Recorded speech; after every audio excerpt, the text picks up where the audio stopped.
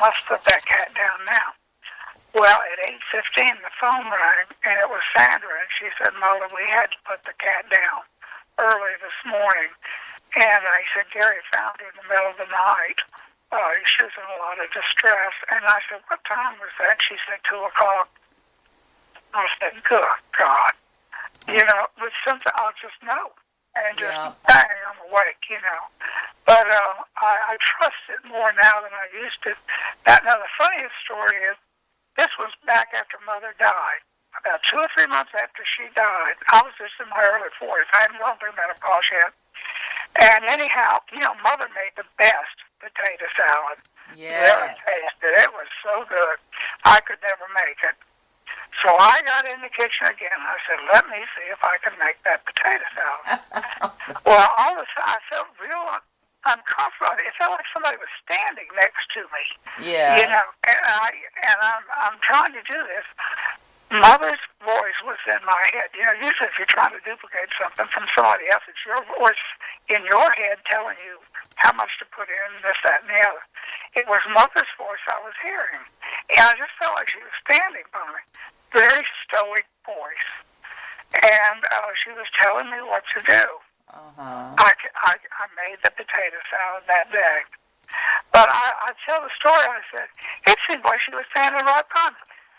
Years later, after menopause, when all this started happening, I said, you know what? She was standing there right by me. She was. Yes, she was. Because it was her voice, and I was feeling like somebody was there. Yes. And that's all it feels like when there's a spirit near you. My daughter I think she is a little bit more intuitive than I am. But she's had experiences with spirits. And there was they lived in an apartment there in Chicago, and in the building next to them, there was a woman over there that got up on the roof and committed suicide, jumped off the building. Sandra says every once in a while she's aware of her spirit. Yes. And I believe it.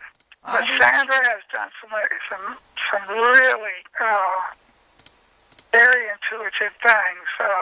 I've even had it happen on the TV. I'll see something on the TV. There was a couple that was killed in New York. They belonged to an obscure religious sect. She was pregnant. They got a taxi there in New York. They were headed for the hospital. And this car that had been stolen hit them, killed the husband.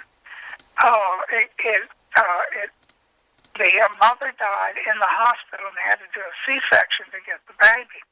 But when they first showed that car that hit them, it was a dark-colored BMW.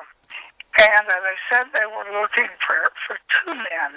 Mm-hmm. And I looked at that and I said, they're Hispanic. Mm-hmm. I could just tell by looking at it just came to me. It turned out to be one man, but he was Hispanic. Wow, see? And did you ever watch that show, Timber Kings, on TV? It's a British company. They build log mansions, not log cabins. They build log mansions. Yeah. This fellow was having one built. He said he finally made enough money to where he could afford this $10 million log cabin.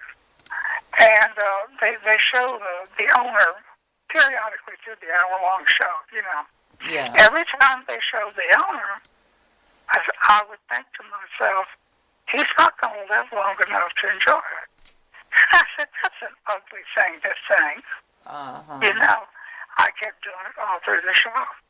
Well, they went to the last commercial of the show, and when they came back, they said they had just gotten word that the owner had died suddenly. I thought, no. oh, my God. I said, oh, gee whiz, that made me really uncomfortable, Yeah. But a lot of stuff like that. But I'm convinced that's where it came from. But Clyde, I'm sure he couldn't say. No. He couldn't say anything. No. Like that, everybody would have thought he was a crackpot or something, even though he made millions, But I think that's where it came Your from. mom used to say he just knew where the gold was. No, it was my father who Oh, I remember him saying that he has a Midas touch. yeah. And it seems like he knows where the oil is. He did know where the oil was. I remember in 1961, we were up there, and I would go out to the farm every day with Granddad. He'd check on his oil wells out there. Uh-huh. And, but he had, I think it was one well at that time, and I remember him telling me that it's bringing in $800 a month Wow. in revenue. Now, in 1961, that was a tremendous amount of money. Absolutely. You know, but he had the touch. He knew where to drill. Yeah. You know. Good. But he was something. I loved Granddad. I would follow him around like a little puppy when I was a kid. I did. He was the one that taught me how to drive. We'd get out there on the farm, and he'd turn me loose with that Buick Electra. And we'd drive all over the place. Mother told me, she said, Dad, don't let her drive that big car. And he said, all she can hit is an oil well. Yeah. Yeah. That's funny because my granddaddy let us drive out in Colorado on those dirt roads when we were little. Yeah. It was a different time back then. No seat belts either. Now I'm going to tell you another ghost story. Granddad died November 9th, 1965. About in late September, early October, he and Mildred came out to Oregon. And they stayed for a week or two. I think Granddad knew he was going to die. And the reason I say that, when they flew back to Kansas, with somewhere around the end of October, the last few days in October, he was put in the hospital. He had had a heart attack. It took 5 major heart attacks in 2 weeks to kill the man. Wow. I think. Are you talking about Clyde? Clyde, yes. Oh, I didn't know that. Yes. He had just one heart attack, but he and his sisters. I don't know if you remember Aunt Cecil. Aunt Cecil, when I was a little kid, I remember seeing Aunt Cecil smoke. Well, she was 99 when she died. She was real close to being 100 years old. Wow. She had quit smoking, but she still drank her 45 cold malt liquor or whatever it was she drank. But she was just clear as a bell. She knew everybody, knew everything. Yeah. But those people just had a tremendous constitution. Yes. To live through the times that they did from the 1880s and 1890s, when there was so much disease and, all kinds of awful things, and they lived through all that. Sure. And to be very old people. But I think he knew he was going to die. Do you know anything about where Clyde came from? Yes, a little bit. You can find some of that information online. But let me finish this story. Mother was already in New York City, and Dad had to fly to New York on business. Well, then he flew to New York City, and I was in charge. I could drive. I just stayed out of school for a few days so I could get the kids, the younger ones, to school and everything. One night, it was the night he died on the morning of the 9th. That night, I was walking down this long hall into my bedroom. The hall light was on, all the other lights were off. When I got to the entrance to my bedroom, I just stopped dead in my tracks. I could smell Granddad. Yes.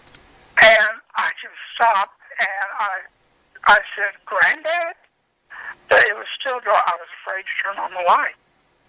And I was only 16. Yeah. I turned around, did 180 degrees, and walked right back down the hall, and I never said a word about that for over 40 years. I had that experience with my mom's cologne. So I declare. I'm not kidding. This is so weird. I'm so glad to hear somebody else has these experiences. Yeah. I just thought it was part of who I am. You know, I've never. Wow. Well, but these things happen. This really good friend of mine. Well, wait. Can you go back real quick to a little bit of Clyde's history? Okay, they came out of excuse me, out of Ohio. I can't think of the name of the town, but you can look it up. Just Google Clyde. Yeah. C.M. Boggs, Clyde M. Boggs, Okay. and you'll see it was someplace in Ohio, and he and grandmother went to. He was a roughneck on the oil wells. Yeah. And his father also was with them, I think. But the great-grandfather was a terrible drunk. See, what was his name? I can't think of what his name was. But he was a terrible alcoholic. And anyhow. Are you talking about Clyde's grandfather? No. Clyde's father? Clyde's father. Clyde's father. That wasn't,